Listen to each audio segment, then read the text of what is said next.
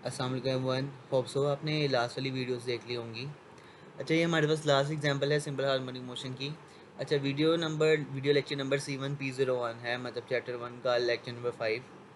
तो इसमें हम सिंपल हार्मोनिक मोशन को ही डिस्कस करेंगे, लेकिन किसकी फॉर्म में, motion of ball and bowl system को। मतलब इसका लॉन्ग क्वेश्चन आपको जो आएगा, जो ये आएगा कि हमने प्रूव करना है कि motion of ball and bowl system क्या है, ये सिंपल हार्मोनिक मोशन है। तो आगे जाने से पहले मैं आपको साफ साफ पहले भी बताता होता हूँ कि आपने पिछली वीडियोस क्या करनी है, गो थ्रू करनी है, ताकि आपको कोई भी चीज़ अगर नहीं समझ आई तो क्लियर हो जाए पिछली वीडियो से भी।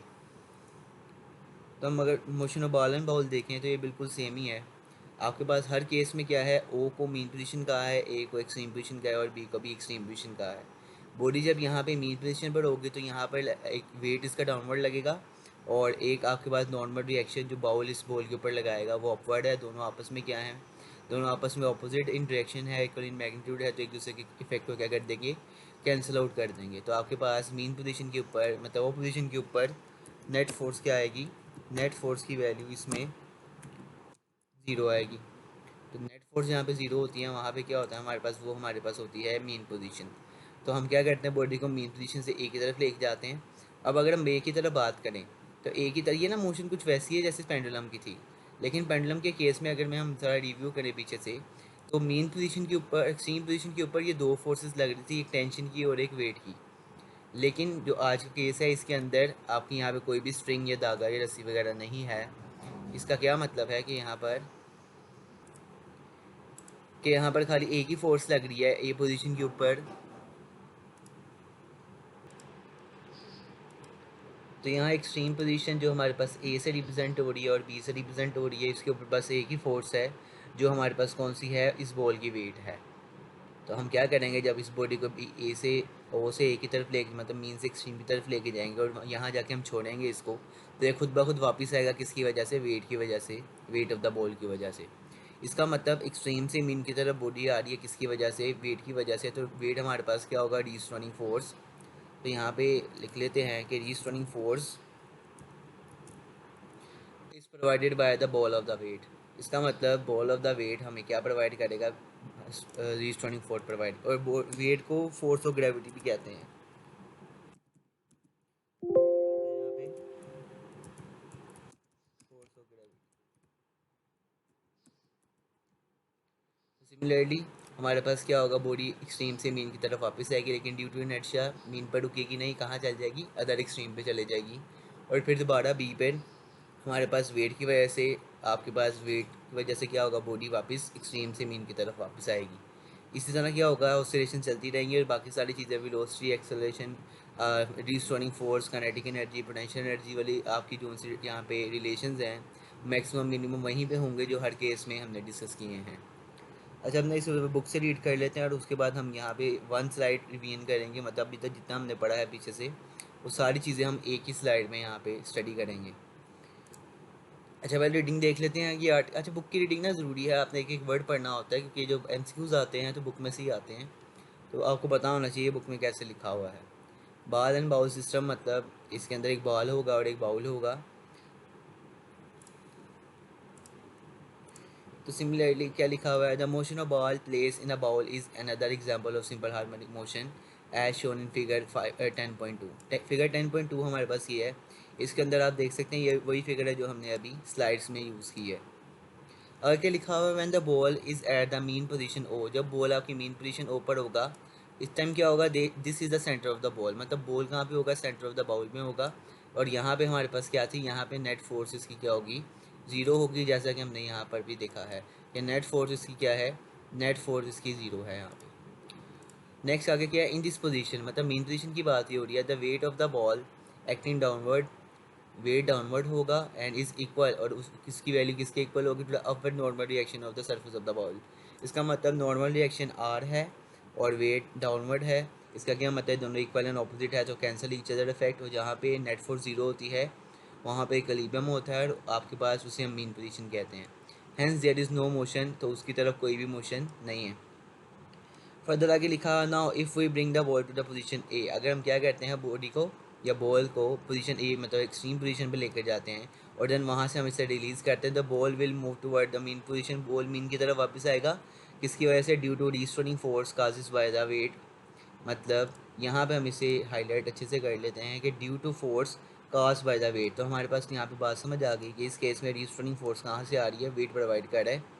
और ये साइड इन्फॉर्मेशन में लिखा हुआ है वेट को ही कहा हुआ है due to force of gravity which act at the restoring force. और फोर्स ऑफ ग्रेविटी और आपके पास वेट हमारे पास सेम ही चीज़ें आती हैं। एट ओ पोजीशन, जब बॉडी वापस ओ पोजीशन पर आ जाएगी, the ball get the maximum speed, उसकी स्पीड मैक्सिमम हो जाएगी और ड्यू टू इनर्शिया वो यहाँ पर रुकेगा नहीं और कहाँ पर चल जाएगा, other mean extreme position B पर चले जाएगा। While going through the mean position B, अब जब बॉडी दूसरी मीन पोजीशन की तरफ जाएगी द बॉल की स्पीड क्या करेगी, डिक्रीज करेगी ड्यू टू रीस्टोरिंग फोर्स जो कि मीन पोजीशन की तरफ लग रही है। और एट दिस पोजीशन का मतलब बी पोजीशन के ऊपर the ball stop for a while, body क्या करेगी, एक for a while nano seconds के लिए रुकेगी और इस दौरान क्या होगा, बॉडी की डायरेक्शन ऑफ मोशन क्या होगी, चेंज होगी। And again move toward the mean position under direction of restoring force, जो यहाँ पे क्या प्रोवाइड कर रहा है, कौन प्रोवाइड कर रहा है, weight of the body, weight of the ball, या अगर हम बात करें force of gravity acting on the ball. तो this to and fro motion of a body continue about the mean position, ये आपके पास जो टू एंड फ्रो मोशन रहेगी जब तक क्या होगा, all the energy is loss due to friction, जबकि सारे की सारी एनर्जी हमारे पास क्या हो जाती है, फ्रिक्शन से लॉस ना हो जाए। आगे लिखा हुआ है दस to and fro motion of a ball about a mean position place in a ball is an another example of simple harmonic motion. तो यहाँ तक सारी बातें सेम ही हैं जो हम तीनों केसेस में पढ़ते आए हैं। अच्छा, फर्दर हम आगे देख लेते हैं। ये साइड इन्फॉर्मेशन तो वही लिखी हुई है, जब हम क्या करते हैं, बॉल को जेंटली लेके जाते हैं सेम पोजीशन पे, तो वो क्या करता है, सेंटर की तरफ मूव करता है due to restoring force caused by the force of gravity. अच्छा चलें, ये तो हो गया आर्टिकल, लेकिन अब ये वाली जो लास्ट स्लाइड है ये सबसे ज़्यादा इंपॉर्टेंट है। इस स्लाइड में क्या है, अभी तक हमारे पास जितने भी लेक्चर्स आए हैं, लेक्चर ये 5 है,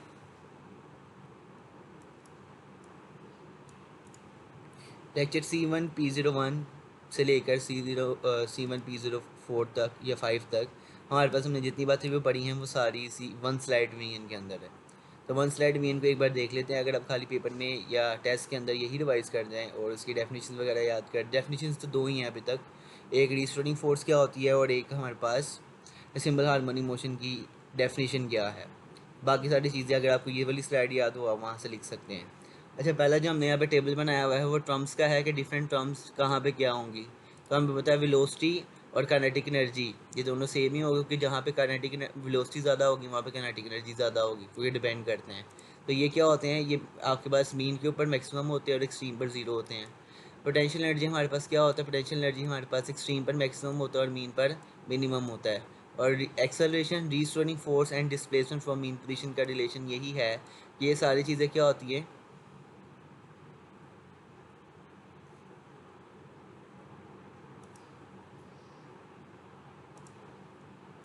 ये सारी चीज़ें क्या होती हैं, एक्सट्रीम के ऊपर ये मैक्सिमम होती है और मीन के ऊपर क्या होती हैं, ये ज़ीरो होती हैं। फर्दर तो यहाँ से टेबल से हमें बात समझ आ गई, ये टेबल हर एग्जाम्पल के लिए सेम है। तो अगर हम आगे मूव करें, आगे दूसरी हमारे पास जो टेबल है वो ये है। दूसरी टेबल हमने डायरेक्शन का कर लेते हैं। डायरेक्शन हमारे पास क्या है, जब भी हमारे पास रीस्टोरिंग फोर्स लगेगी, रीस्टोरिंग फोर्स और एक्सेलरेशन, हमारे पास आपके पास जो सिंपल हार्मोनिक मोशन है उसके अंदर तीन किस्म की आपकी डायरेक्शन पूछी जाती हैं। तो रीस्टोरिंग फोर्स, एक्सेलरेशन, इन दोनों की डायरेक्शन हमेशा किस तरफ होगी, टुवर्ड मीन पोजीशन होगी। और जो हमारे पास डिस्प्लेसमेंट फ्रॉम मीन पोजीशन है इसकी डायरेक्शन किस तरफ होगी, from mean to extreme position होगी। ये बात भी सिंपल है। और इसके बाद नीचे क्या लिखा हुआ है, काजेज ऑफ डिफरेंट मोशन, मतलब जब बॉडी, कोई भी बॉडी है जो सिंपल हार्मोनिक मोशन कर रही है वो मीन से एक्सट्रीम की तरफ जाएगी तो वो इनर्शिया की वजह से जाएगी, ड्यू टू इनर्शिया। और अगर एक्सट्रीम से मीन की तरफ आएगी तो वो रीस्टोरिंग फोर्स की वजह से आएगी। अब ये लास्ट हमारे पास जो टेबल है वो ये है कि difference in difference example of simple harmonic motion, जो हमने बातें की हैं उसके अंदर डिफरेंट एग्जाम्पल्स में क्या लिखा हुआ है। तो यहाँ पे लिखा हुआ है motion of mass attach to a spring, कि अगर हमारे पास ये एग्जांपल नंबर 1 आ जाए जिसके अंदर क्या होता है, motion of mass attach to a spring आता है, तो उसके अंदर सोर्स ऑफ रीस्टोरिंग फोर्स कौन प्रोवाइड करता है, स्प्रिंग प्रोवाइड करता है, मतलब स्प्रिंग रीस्टोरिंग फोर्स प्रोवाइड करता है। और उसका टाइम पीरियड का फॉर्मूला ये आता है T=2π/m/k। सिमिलरली अगर हम दूसरी एग्जाम्पल की बात करें तो दूसरी एग्जाम्पल के अंदर क्या है, बॉल एंड बाउल सिस्टम। इसके अंदर क्या होगा, इसके अंदर हमारे पास रीस्टोरिंग फोर्स का सोर्स क्या है, वेट ऑफ द बॉल या force of gravity acting on the ball अभी पड़ा है। लेकिन इसके टाइम पीरियड का कोई भी फार्मूला बुक में मेंशन नहीं है। और लास्ट हमारे पास जो एग्जांपल है वो किसकी है, मोशन ऑफ सिंपल पेंडुलम की है। मोशन ऑफ सिंपल पेंडुलम अगर हम देखें तो यहाँ पे रिस्टोनिंग फोर्स कहाँ से आती है, रिस्टोनिंग फोर्स आती है mg sin थीटा, जो क्या होता है वर्टिकल कंपोनेंट ऑफ वेट होता है। और फर्दर आगे हमारे पास इसके टाइम पीरियड का फॉर्मूला है 2π/L/g। तो ये दो फार्मूलाज आपने याद करने हैं अभी तक के लिए, बस ये दो ही फार्मूलाज हैं आपकी बुक में। और एक फार्मूला आपका वो टाइम पीरियड वाला है, जिसमें हम क्या करते हैं, फ्रीक्वेंसी का फॉर्मूला होता है 1 नंबर टाइम पीरियड, और टाइम पीरियड का फॉर्मूला होता है 1 नंबर फ्रीक्वेंसी। तो यहाँ तक आने के बाद हमारे पास 4 लॉन्ग क्वेश्चन और हमारा हाफ चैप्टर कंप्लीट हो जाता है। 4 लॉन्ग क्वेश्चन कौन कौन से हैं वो देख लेते हैं। पहला लॉन्ग क्वेश्चन आएगा कि आपने बताना है what is simple harmonic motion, या explain simple harmonic motion, and also write is special features. तो इसके लिए हमने क्या करना है, सबसे पहले यहाँ पे हम लिखेंगे सिंपल हार्मोनिक मोशन की डेफिनेशन, जो कि हमने सबसे पहले पढ़ी थी यहाँ पे। ये डेफिनेशन हम यहाँ पे लिखेंगे। उसके बाद बता देंगे कि सिंपल हार्मोनिक मोशन की एग्जांपल्स कितनी है, तो लिखेंगे there are 3 example of simple harmonic motion. पहली कौन सी है कि हमारे पास mass attach to a spring है, motion of mass attach to a spring है। दूसरी एग्जांपल है motion of ball and bowl system, and last example है मोशन ऑफ सिंपल पेंडुलम। और उसके बाद हम क्या करेंगे, इसके अंदर हम लिखेंगे फीचर, स्पेशल फीचर्स की हेडिंग देंगे। स्पेशल फीचर की हेडिंग के अंदर हमने क्या लिखना है, ये 4 फीचर्स लिख देने हैं। तो यहाँ लिखें important features of simple harmonic motion, और इस तरह ये चारों फीचर हम इसके अंदर लिखेंगे। यहाँ पे आके आपका एक लॉन्ग क्वेश्चन कंप्लीट हो जाएगा। जो आपके पास ये है टर्मिनोलॉजीज, ये आपको शॉर्ट क्वेश्चन में आएंगी।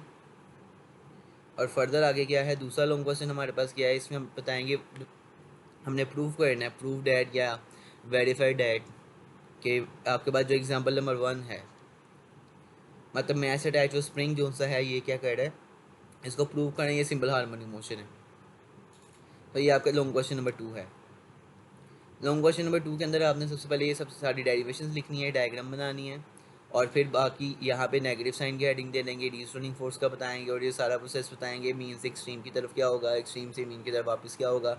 इसी तरह आप इसे हेडिंग बना के लिख सकते हैं। लाइक फॉर एग्जांपल पहले आप बता दें, ये मीन यहाँ पे ओ है, एक्सट्रीम आपका ए एंड बी है। सबसे पहले बॉडी ओ से ए पे जाएगी, तो मोशन ड्यूरिंग ओ से पहली हेडिंग आ जाएगी, फिर दूसरी हेडिंग आ जाएगी motion from A to O वापस आएगी, फिर ओ टू बी जाएगी, फिर बी टू ओ वापस आएगी, फिर इसी तरह ओ टू ए वापस जाएगी। तो ये सारी मोशन किस वजह से हो रही है, जो भी बात हो, हमारे पास ये पता है कि अगर हम क्या कर रहे हैं, मीन से एक्सट्रीम की तरफ जा रहे हैं तो नशा की वजह से जा रहे हैं, एक्सट्रीम से मीन की तरफ आ रहे हैं तो डिस्टर्निंग फोर्स की वजह से आ रहे हैं। तो ये वाला जो आपका ये लास्ट वाली साइड है, इसका आप स्क्रीनशॉट भी ले सकते हैं, और ये आपको काफ़ी हेल्पफुल होगी। अब फॉर एग्जांपल देखो ना, आपने क्या किया है, एक बार चैप्टर आधा पढ़ लिया है, उसके बाद आपने बस रिवाइज ही करना है, तो आप इस स्लाइड से सारी चीज़ें उसमें से रिवाइज कर सकते हो, क्योंकि सारी जर्नल टर्म्स लिखी हुई हैं यहाँ पे। नेक्स्ट जो लॉन्ग क्वेश्चन, और लास्ट में हम ये टाइम पीरियड का बता देंगे। नेक्स्ट जो आपके पास लॉन्ग क्वेश्चन आएगा वो क्या आएगा कि प्रूफ करें बॉल एंड बाउल सिस्टम हमारे पास सिंपल हार्मोनिक मोशन है। तो इसके अंदर आपने बॉल एंड बाउल को पूरा प्रूफ कर देना है कि सिंपल हार्मोनिक मोशन कैसे है, जैसे हमने अभी किया है। तो इसमें डायग्राम वगैरह भी साथ में आएगी। और जो आपका सबसे ज़्यादा इंपॉर्टेंट लॉन्ग क्वेश्चन है वो ये है कि प्रूफ करें कि motion of simple pendulum simple harmonic motion है। तो इस मोशन ऑफ सिंपल पेंडुलम को भी आपने क्या करना है, डायग्राम के साथ प्रूव करना है। और एंड पे टाइम पीरियड के बारे में बताएंगे, यहाँ तक 10.4 तक लिखेंगे इसके अंदर, और बताएंगे कि सिंपल पेंडुलम कैसे सिंपल हार्मोनिक मोशन परफॉर्म कर रहा है। अच्छा, इसका हम ना पहले ये न्यूमेरिकल कर लेते हैं। पहले न्यूमेरिकल में क्या है, एग्जांपल नंबर 1 है। तो इसमें हमने क्या करना है, find the time period and frequency. आपने टाइम पीरियड निकाला और फ्रीक्वेंसी निकालनी है। हमें पता है ये दोनों एक दूसरे के इन्वर्स होते हैं, तो अगर हम टाइम पीरियड निकालें तो फ्रीक्वेंसी कैसे आएगी, उसको 1 से डिवाइड करके आ जाएगी। और वह सिंपल पेंडुलम जिसकी हमारे पास लेंथ कितनी है, 1 मीटर है, और लोकेशन ऐसी है जहाँ पे जी की वैल्यू 10 मीटर पर सेकंड स्क्वायर होगी। तो सिमिलरली हमारे पास लेंथ गिवन है, जी की वैल्यू भी गिवन है, फॉर्मूला क्योंकि ये सिंपल पेंडुलम का है तो सिंपल पेंडुलम के टाइम पीरियड का फॉर्मूला लगा देंगे यहाँ पे। और फर्दर आगे लिखा हुआ है, हमने क्या करनी है, इसमें बस वैल्यूज पुट करनी है। 2 आ जाएगा, पाई के 3.14 वैल्यू, एल की वैल्यू और जी की वैल्यू पुट करके आंसर 1.99 सेकंड्स आ जाएगा। और अगर हम इसको 1 से डिवाइड करें तो आपके पास फ्रीक्वेंसी का फॉर्मूला आ जाता है, और फ्रीक्वेंसी का ऐसे यूनिट हर्ट्ज होता है। ठीक है। और नेक्स्ट हमारे पास क्या है कि ये साइड इन्फॉर्मेशन यहाँ पे जो लिखी हुई है, जो हमारे पास साइंटिस्ट हाइजेंस इसने क्या किया था, इन्वेंट किया था पेंडुलम क्लॉक इन 1656। तो ये बात आपने याद रखनी है, ये हाइजेंस का नाम याद रखना है यहाँ से, और यहाँ से ये 1656 याद रखना है। और इसने इन्वेंट क्या किया था, इसने इन्वेंट किया था पेंडुलम क्लॉक, मतलब ऐसा क्लॉक जिसके अंदर क्या लगा होता है, पेंडुलम लगा होता है, ठीक है। और अगर हम हाइजेंस को देखें, ये हाइजेंस कैसा है,